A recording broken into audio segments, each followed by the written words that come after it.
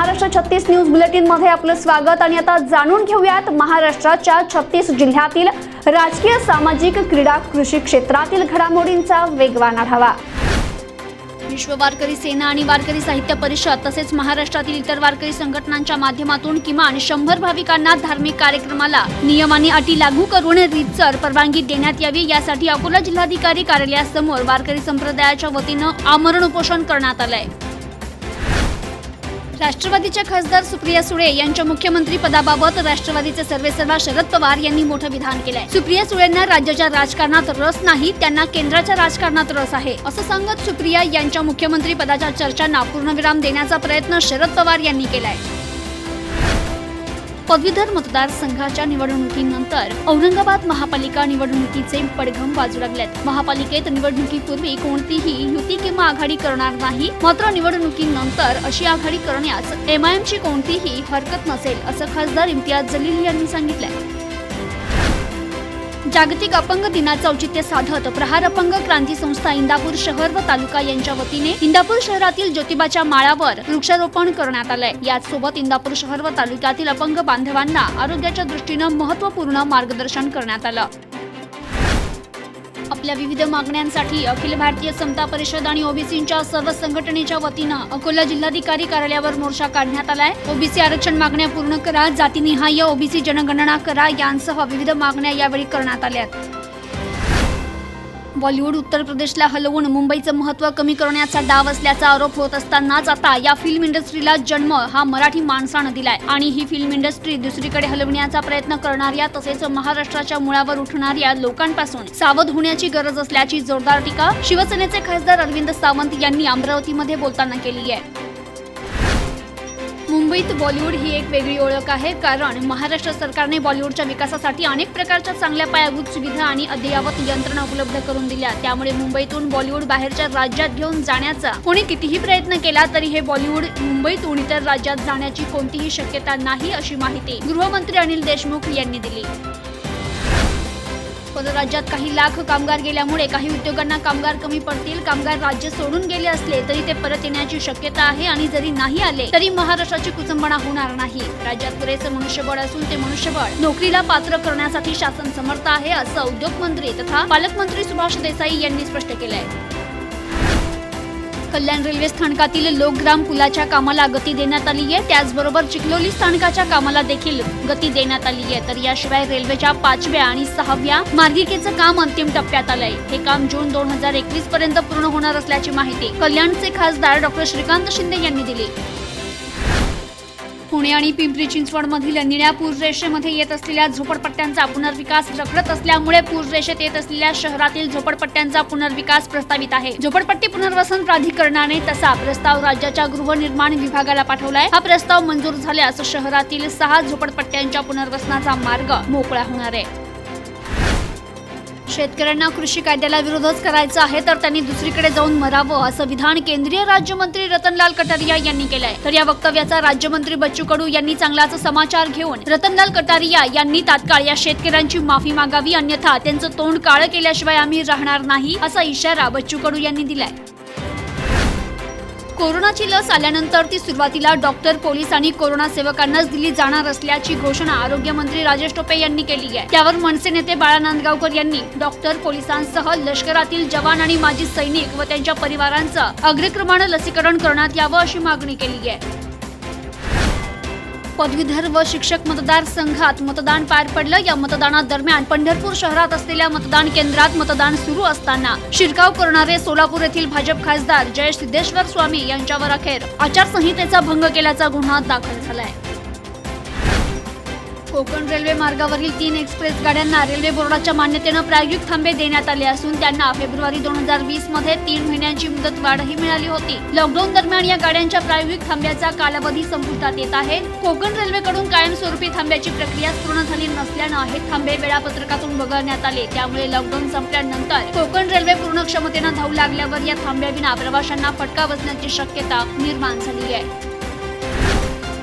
महाविकास आघाडीचे 3 पक्षाचे सरकार रिक्षा म्हणून भाजपचे नेते टीका करतात. मग अटलजींनी तर एनडीएचा महाट्रक चालवला होता असं राष्ट्रवादी काँग्रेसचे नेते एकनाथ खडसे म्हणाले. ते राष्ट्रवादी काँग्रेसच्या समन्वयक बैठकीत बोलत होते. तर बहुजन समाजाला न्याय देण्याचं काम शरद पवार यांनी केलं, म्हणूनच मी राष्ट्रवादी काँग्रेसमध्ये आलो असं खडसेंनी सांगितलंय.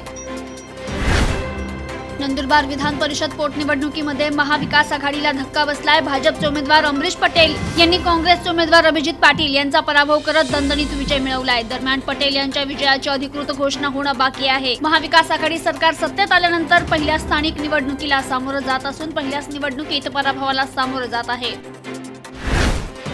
मराठा आरक्षणाचा प्रश्न सोडवण्यासाठी राज्य सरकार सकारात्मक असून लवकरच हा प्रश्न मार्गी लागेल, तोपर्यंत वाट पाहण्यास आम्ही तयार आहोत, असं वक्तव्य खासदार संभाजीराजे यांनी केलंय. मुख्यमंत्री उद्धव ठाकरे आणि खासदार संभाजीराजे यांच्यात वर्षा बंगल्यावर बैठक पार पडली आहे आणि या बैठकीनंतर प्रसार माध्यमांशी बोलताना संभाजीराजे यांनी सरकारच्या भूमिकेविषयी समाधान व्यक्त केलंय.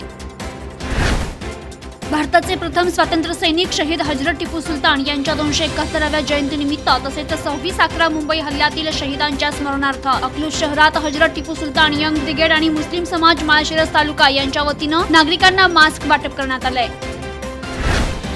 दिल्लीतील शेतकरी आंदोलनाला पाठिंबा देण्यासाठी स्वाभिमानी शेतकरी संघटना आक्रमक झाली आहे. स्वाभिमानी शेतकरी संघटनेच्या वतीनं कोल्हापूर जिल्हाधिकारी कार्यालयासमोर कार्यकर्त्यांसोबत रात्रभर आत्मक्लेश जागर आंदोलन करण्यात येणार आहे. तर हे आंदोलन 3 डिसेंबरला रात्री 8 वाजल्यापासून 4 डिसेंबरला सकाळपर्यंत सुरू राहणार आहे आणि या आंदोलनामध्ये राजू शेट्टी हे देखील सहभागी होणार आहेत.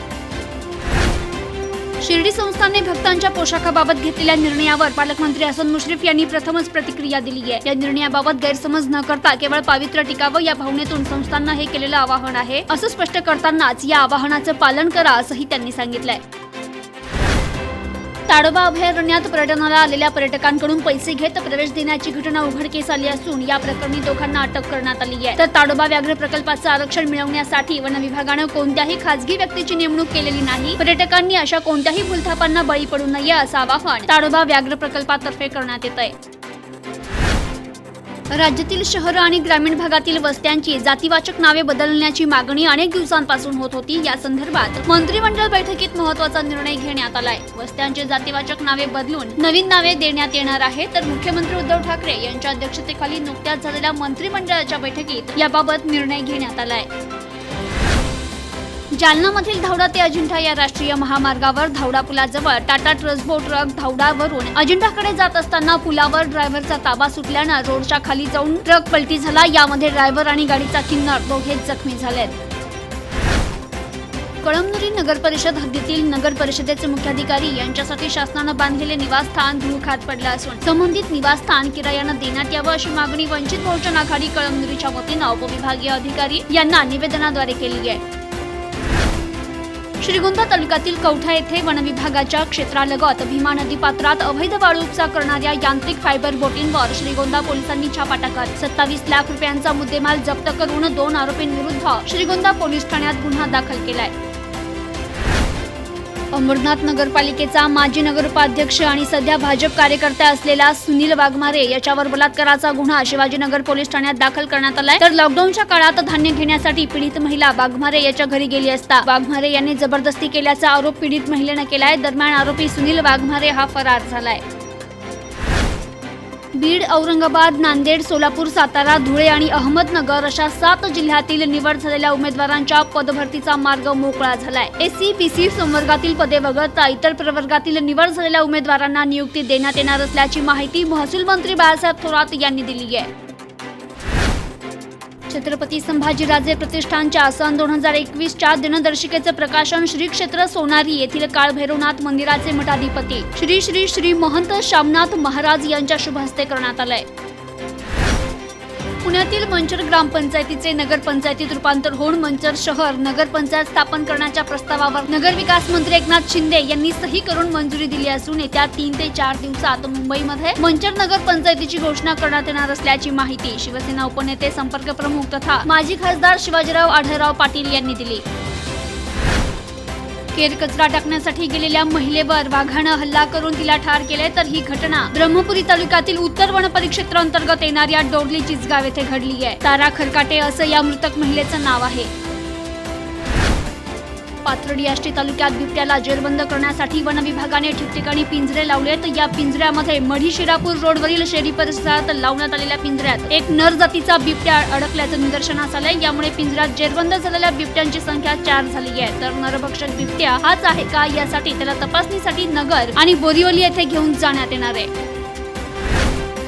राष्ट्रीय पातळीवर काँग्रेसमधील अंतर्गत कलह समोर आलेला असतानाच आता राज्यातही वादाचे पडसाद उमटताना दिसत आहेत। काँग्रेसचे महाराष्ट्र प्रभारी एच.के. पाटील यांच्या समोरच पक्षांतर्गत नाराजी उफाळून आली आहे। आंबेडकरी चळवळीचे नेते अनिरुद्ध वनकर यांना विधान परिषदेचं तिकीट देण्यावरून ऊर्जा मंत्री नितीन राऊत यांनी महसूल मंत्री आणि काँग्रेस प्रदेशाध्यक्ष बाळासाहेब थोरात यांच्यावर नाव न घेता टीका केली आहे।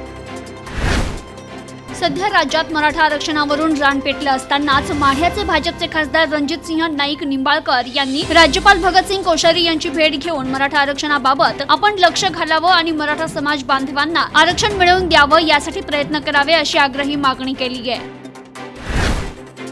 धुळे नंदुरबार स्थानिक स्वराज्य संस्थेच्या पोटनिवडणुकीतील अमरीश पटेल यांचा विजय हा महाविकास आघाडीसाठी मोठा राजकीय धक्का असल्याचं वक्तव्य माजी मंत्री आणि भाजप आमदार गिरीश महाजन यांनी केलंय। पदवीधर आणि शिक्षक मतदारसंघाच्या निवडणुकीत आम्हाला 4-2 असा विजय मिळेल असा दावाही त्यांनी केलाय।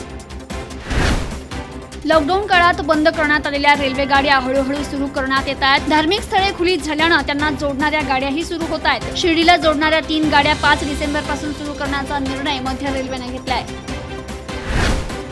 राष्ट्रवादीच्या नेत्या रुपाली चाकणकर यांच्यासह राष्ट्रवादीचे नेते समीर भुजबळ आणि समता परिषदेच्या असंख्य कार्यकर्त्यांना पुणे पोलिसांनी ताब्यात घेतलाय। पोलिसांनी परवानगी दिलेली नसताना समता परिषदेच्या वतीनं पुण्यात ओबीसी बचाव मोर्चा शनिवार वाड्यापासून जिल्हाधिकारी कार्यालयापर्यंत काढण्याचा प्रयत्न केला। त्यामुळे पोलिसांकडून ही कारवाई करण्यात आली आहे। महाराष्ट्र 36 न्यूज बुलेटिन मध्ये आताच थांबूयात। पुन्हा भेटूयात पुढच्या बुलेटिन मध्ये। तोपर्यंत नमस्कार।